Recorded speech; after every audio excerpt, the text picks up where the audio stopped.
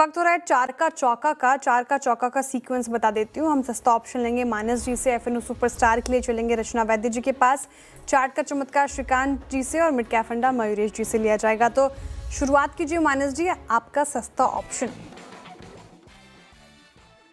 देखिए, सस्ता ऑप्शन के लिए एचएएल पे ही ध्यान है, जहां पर हमें क्लियर कट ब्रेकआउट देखने को मिला है, काफी बढ़िया वॉल्यूम देखने को मिले हैं। तो 4600 का कॉल ऑप्शन लेंगे।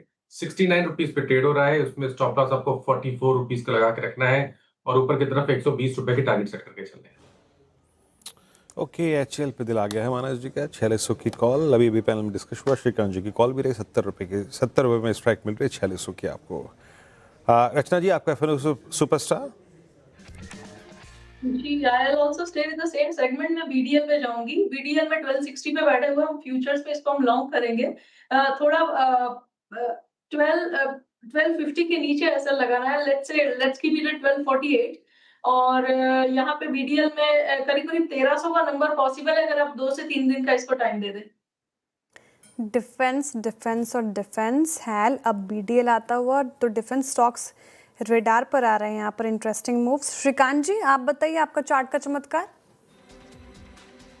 तो देखिए, चार्ट के चमत्कार के बेसिस पे अगर किसी स्टॉक को अगर स्कैन करना है तो मुझे लग रहा है कि यहाँ पे प्रेस्टीज रियल एस्टेट यहाँ पे एक अच्छा फ्लैग फॉर्मेशन बना हुआ है, पेनेंट जैसा फॉर्मेशन है।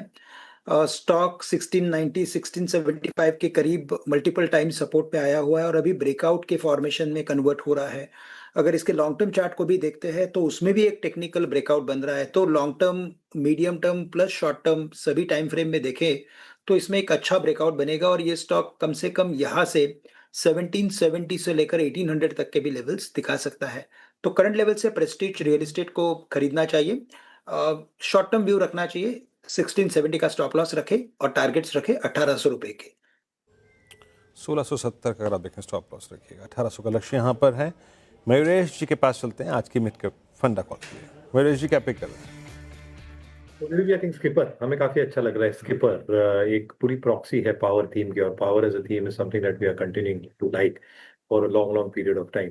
हमें लगता है आई थिंक जो रिकॉर्ड रेवेन्यूज ये कंपनी ने पोस्ट किए हैं पिछले वित्त वर्ष 5,500 करोड़ के आसपास, 8,500 करोड़ की ऑर्डर बुक है।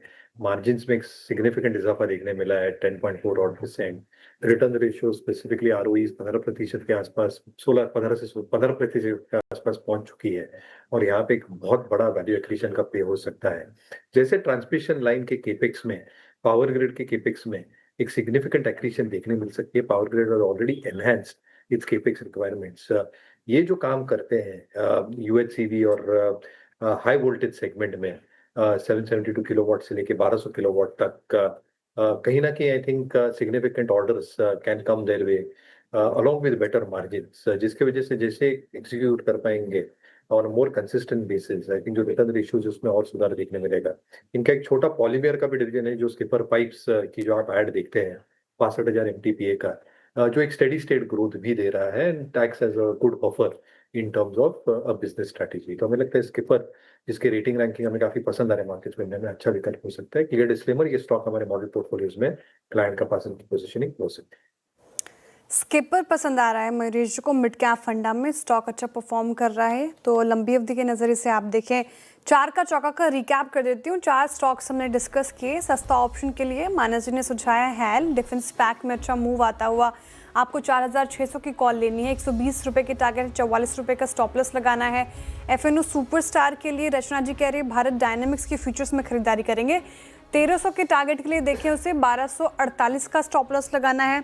चार्ट का चमत्कार श्रीकांत जी ने प्रेस्टीज स्टेट चुना है रियल्टी पैक से। 1770 1800 तक के टारगेट देख रहे हैं वो। 1670 का स्टॉप लॉस लगाना है।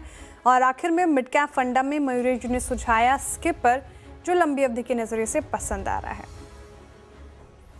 ओके, तो यहाँ पे 4 का चौका का ट्रेड भी हो गया।